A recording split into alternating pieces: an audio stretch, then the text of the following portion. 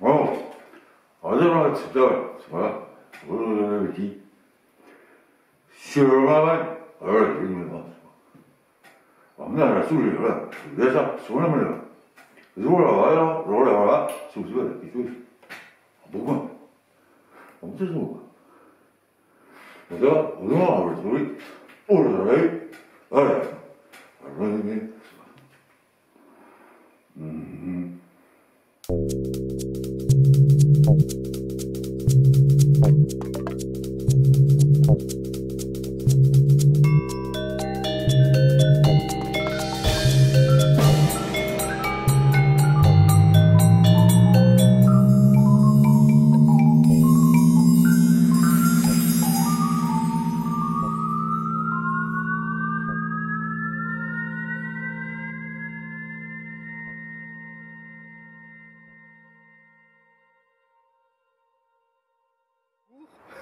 Alors normalement, on devait être en Birmanie.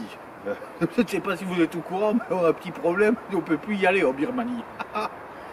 Donc du coup, je me suis dit, je me suis rien dit, j'ai fait comme je pouvais. Résultat, nous nous retrouvons aujourd'hui en Belgique, mais en Belgique flamande, c'est pas rien. Et j'ai regardé, j'ai vu qu'il y avait ici dans les parages, à une centaine de kilomètres de la frontière, un parc avec des sculptures sonores. Je pense que ceci en est une, mais je ne sais pas, je suis en train de découvrir ce truc. C'est complètement délirant. Alors, ben voilà, on a pu visiter, ça s'appelle le Klankenbos. Oh oui. Alors je ne sais pas si vous entendez, mais en fait il y a des Flamands donc, qui sont ici. Alors, ils me parlent en flamand, et moi j'ai fait mais je ne comprends pas ce qu'ils me disent.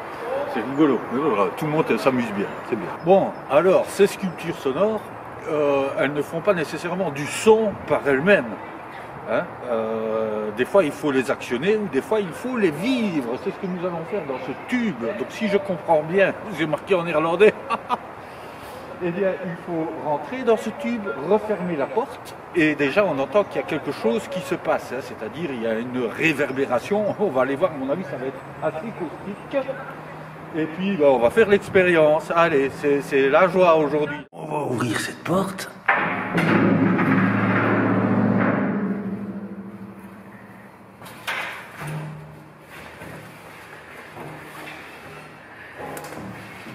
On a déjà essayé avec la porte ouverte.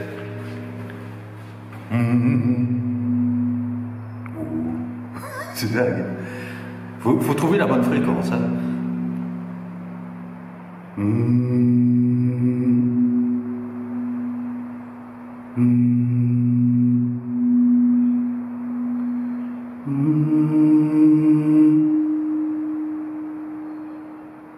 Alors on va faire l'expérience de l'intérieur. Et on entend cette réverbération, hein, ça joue sur les harmoniques, c'est absolument dingue. Et alors on a des harmoniques, on a une fondamentale, c'est impressionnant. Je crois que je l'avais tout à l'heure, c'est...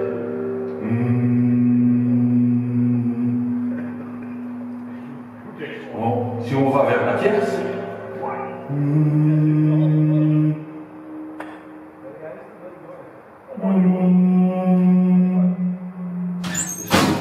Alors c'est assez particulier tout ça parce que non, moi je ne suis jamais venu ici, donc il faut repérer. Je pense qu'il y a des choses qui ne fonctionnent pas très bien et en plus il n'y a pas vraiment de circuit, donc c'est au pif. Il faut juste savoir que les sculptures sonores, c'est quelque chose qui existe depuis très longtemps, hein. Vraiment très très longtemps, ça fait des siècles et des siècles. Les premières sculptures sonores en fait, elles avaient été réalisées par certaines armées pour effrayer les autres armées qui venaient par exemple à dos d'éléphant ou à dos de cheval. On pourrait même dire des chevaux, pour faire la guerre sur les champs de bataille. Donc on construisait des énormes structures qui épouvantaient les animaux de l'adversaire, les montures de l'adversaire. Origine des premières sculptures sonores. Je vous ai déjà dit que la musique est intimement liée à la guerre. Et oui madame, oui.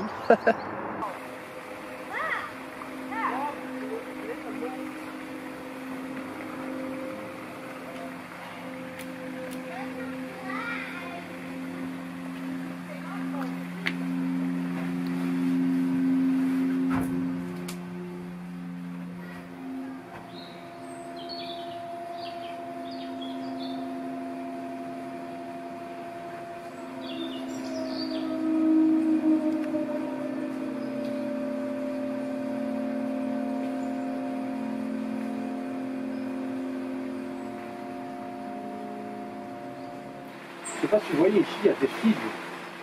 Des fils. Et je pense soit ces fils sont soumis à une vibration, soit ils sont soumis à une vibration, probablement. Mais je ne sais pas si cette vibration, c'est la vibration de l'air, ou si c'est une vibration électrique, électromagnétique, que sais-je, je n'en sais absolument rien. Par contre, à l'intérieur, on se croirait dans un concert de Michel Moglia. Michel.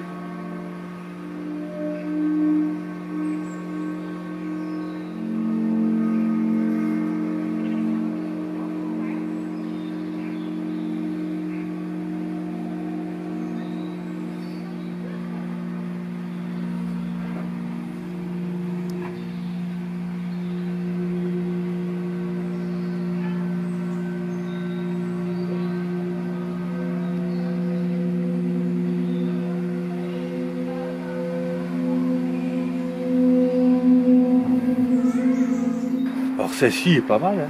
On dirait un petit bateau avec une sorte de buse. Ce qu'on appelait des buses avant, c'était les diffuseurs des phonographes. On va aller voir ce que ça donne ça. Je crois qu'il était peint en rouge avant.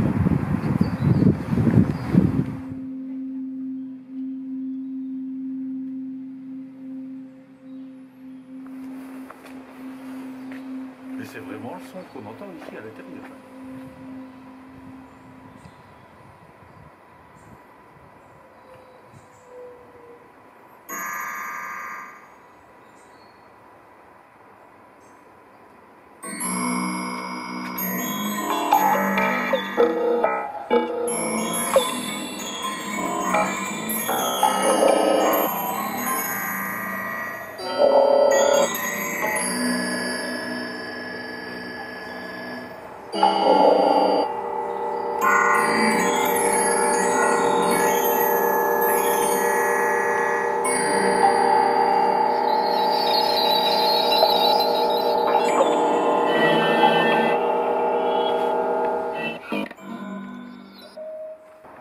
Alors, si j'ai bien compris ce qu'on a ici derrière, c'est une cabine insonorisée totale. Surpressée, à represser, j'ai rien compris. Donc je n'ai rien compris. Et il faut descendre dans un tunnel que vous voyez derrière moi. Ouais, c'est parti. Et puis rentrer dans la cabine par le dessus.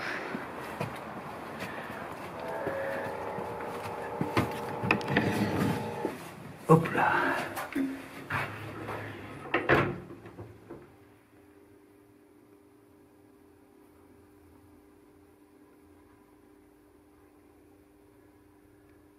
C'est assez fou ça, parce que du coup, d'un coup on n'entend plus rien ici. C'est même flippant.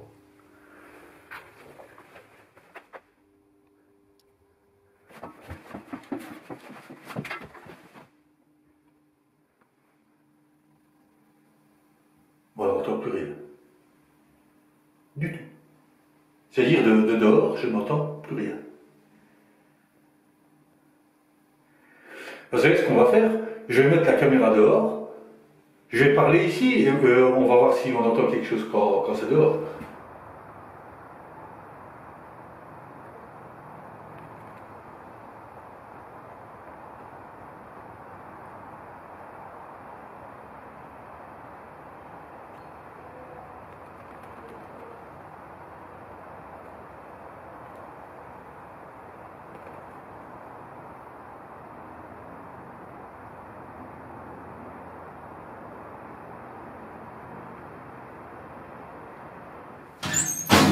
Alors, on est toujours dans le Limbourg et la visite qu'on a fait la fois dernière, c'était un peu les sculptures sonores, c'est-à-dire l'art plastique, les arts plastiques et la musique. Et puis là, aujourd'hui, on va voir quelque chose qui n'est pas vraiment musical.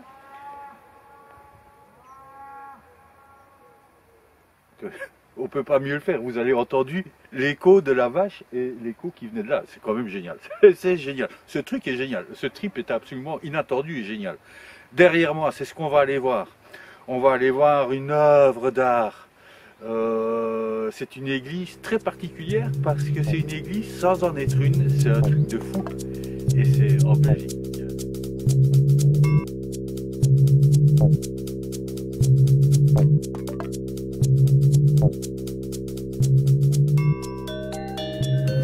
Alors vous voyez cette église en fait est une œuvre contemporaine. Ici au Limbourg, il y a une particularité, c'est que contrairement à Lorraine, à Forbach, on ne se repose pas sur le passé. C'est-à-dire à Forbach, on se flagelle encore avec des bouts de charbon, quoi. Alors, respect pour les mineurs, mais ici on a fait le pari de l'avenir, c'est-à-dire créer. Ceci n'est pas vraiment une église, mais elle lance un message. C'est-à-dire vous allez voir que la lumière rentre tout le temps dans cette église et on se demande au bout d'un moment, mais est-ce que cette église est fermée? Est-ce qu'elle est ouverte?